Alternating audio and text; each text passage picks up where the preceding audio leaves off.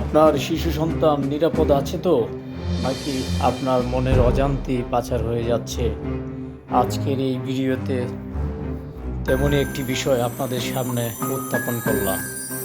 যাকে দেখতে পাচ্ছেন, বয়স্ক একজন বৃদ্ধ লোকের কোলে একটি শিশু বাচ্চা এবং কিছু বুরকা পরিহিত মহিলা যারা আছে তাদের কোলেও একটি একটি করে শিশু বাচ্চা। কিন্তু সাদা পরিহিত যে এক ব্যক্তি আছেন তার হাতে রয়েছে একটি স্ট্রাম। তাহলে এর বদলে কি হচ্ছে? আপনার শিশু আপনার মনের অজান্তেই পাচার হয়ে যাচ্ছে না তো? দেখুন, এখানে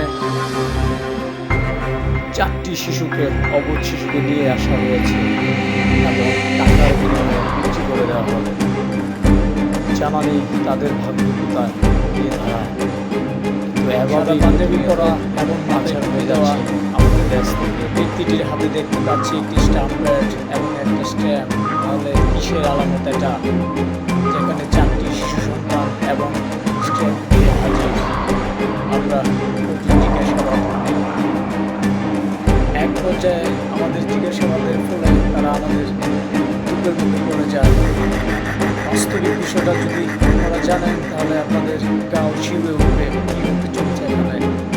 আমাদের ক্যামেরায় ধরা না পড়লে 4টি শিশু খুব দ্রুত পাচার হয়ে যেত। অজানা ছিল তাদের ভবিষ্যৎ এবং ঠিকানাও ছিল অজানা। হয়তো আর কোনো দিন ফেরা হতো না তাদের মা বাবার কোলে। মা বাবারা হাজারি সবসময় থেকেই যেত। প্রতিনিয়ত আমাদের সমাজে যা ঘটে তা যদি তুলে ধরা না হয় তাহলে অপরাধ আরও বেশি বৃদ্ধি পাবে। সেই জন্য আজকের এই দৃশ্য আমরা আপনাদের সামনে তুলে ধরার জন্য ক্যামেরাবন্দি করলাম। এখানে বৃদ্ধ লোকটি বলছেন যে না, আমি এমনিতে এসেছি, আমাকে থামিয়ে দেওয়ার জন্য অনেক চেষ্টা করছে। এদিকে আমাকে হাতে ইশারা করে ডাকা হচ্ছে তার সাথে কথা বলার জন্য। সাদা পাঞ্জাবি পরা এবং মাথায় টুপি পরা ব্যক্তিটিকে আমি যখন বললাম আপনার মাস্ক খুলে পরিচয় দেন, তিনি পরিচয় দেননি এবং সে চলে যাওয়ার জন্য নানান ধরনের অজুহাত দেখাচ্ছে। আমি তাকে যেতে দিইনি, বাধা দিই। এক পর্যায়ে মহিলা ওই দিক থেকে আমার কাছে আসেন। তার কোলে দেখা যাচ্ছে শিশু বাচ্চা। সেই মহিলা এসে বলেন এটা আমাদের পারিবারিক সমস্যা। কিন্তু আসলেই কি সেটা পারিবারিক সমস্যা? তাহলে এখানে কি এক একজন এক একটা করে শিশু বাচ্চা, আবার সেই সাথে হচ্ছে স্ট্রেপ। তাহলে এই অবুঝ শিশু বাচ্চাগুলো স্ট্রেপ দিকে লিখতে পারবে আরো খুবই হতভম্ব তাদের অমানবিক কার্যক্রম থেকে। আমরা আপনাদেরকে একটু ক্যামেরাটা ঘুরিয়ে দেখাই দৃশ্যগুলো দেখুন।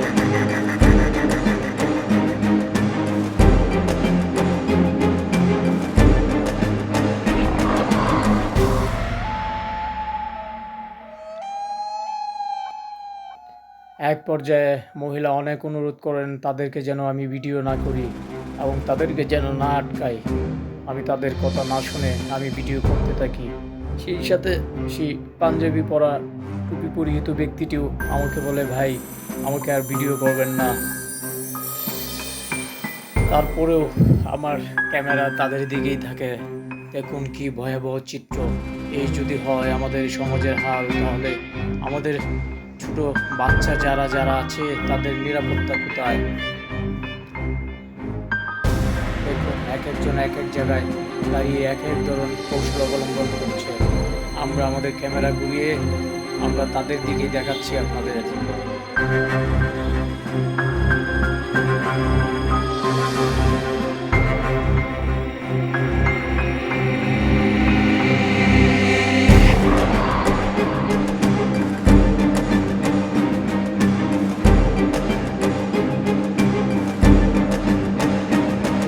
আমার কথা শুনে অনেকগুলো লোক জড়ো হয়। অবশেষে তারা পাচার না করে বাড়ি ফিরতে বাধ্য হয়।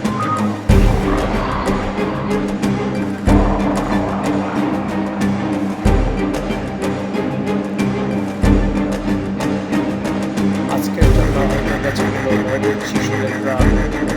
হয়তো এমনভাবে আরও করতে পারেন আপনার এলাকায়। যদি এমন কোনো ঘটনা ঘটে থাকে তাহলে আপনাদের ভিডিও ফুটেজ সহ আমাকে পাঠাবেন, আমি সেটা আবার আপনাদের সামনে তুলে ধরব। যে কোনো বিষয় জানার জন্য আমাদের সাথে থাকুন। ধন্যবাদ। আমরা তাদের পিছু ছাড়িনি, দৃষ্টি রাখি তাদের দিকে। তাদের পিছু পিছু আমাদের ক্যামেরা। আমরাও দেখতে চলেছি অবশেষে কি হয়। আপনারাও আমাদের সাথে চোখ রাখুন।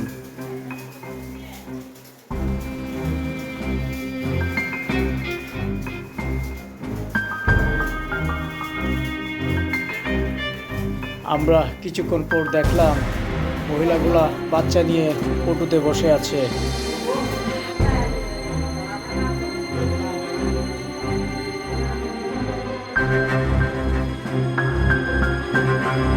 এবং এক প্রকার তারা চলেই যাবে এরকম ভাব।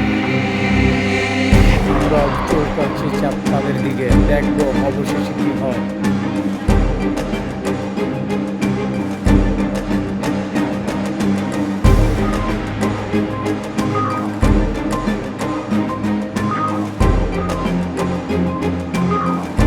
আরেকটি কথা আপনাদের বলি, আমরা আপনাদেরকে যা দেখিয়েছি দুটি ছোট শিশু বাচ্চা তুলে দুজন, একজন হচ্ছে পুরুষ এবং হচ্ছে আরেকজন মহিলা, আর পাশে দাঁড়ায় ছিলেন দুজন মহিলা। তাদের হয়তো এই বাচ্চাগুলো নেওয়ার জন্য এসেছিলেন স্নান করে, কিন্তু অবশেষে আমাদের জন্য আর নেওয়ার সুযোগ হলো না।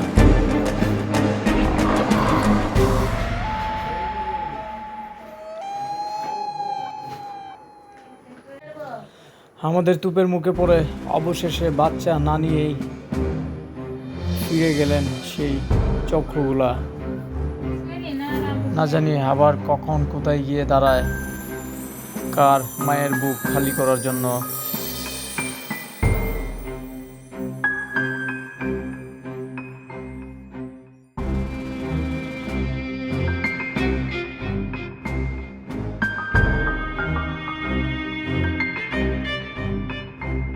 আজকে হয়তো ক্যামেরায় ধরা পড়ার জন্য বেঁচে গেল বাচ্চাদের জীবন এবং ফিরে গেল মায়ের কোলে।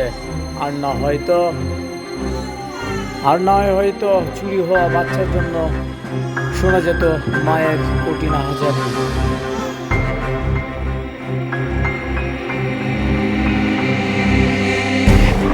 আমরাও আছি তাদের সাথে, ক্যামেরা আমাদের তাদের পিছু পিছু।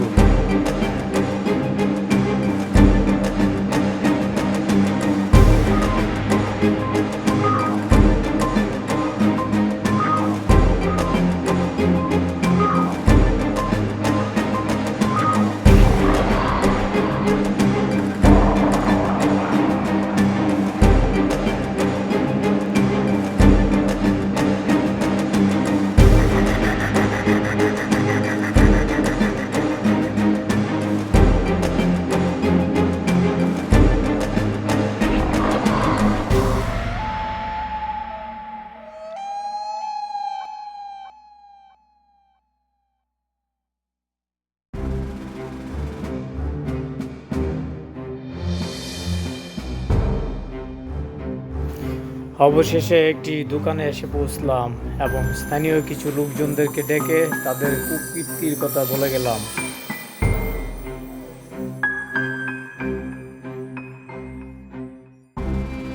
আমার কথা শুনে আস্তে আস্তে লোকজন জড়ো হতে শুরু করলো।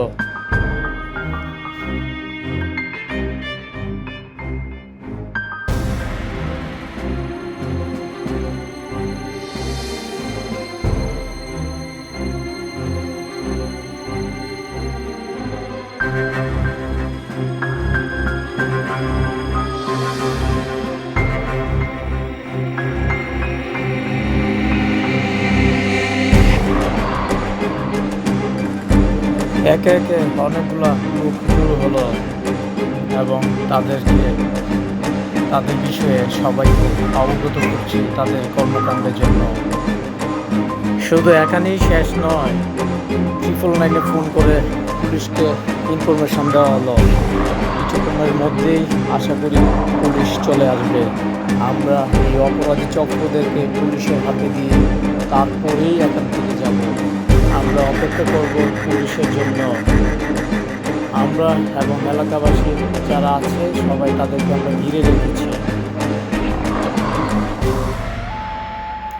কিছুক্ষণের মধ্যেই একজন পুলিশ কর্মকর্তা এলেন।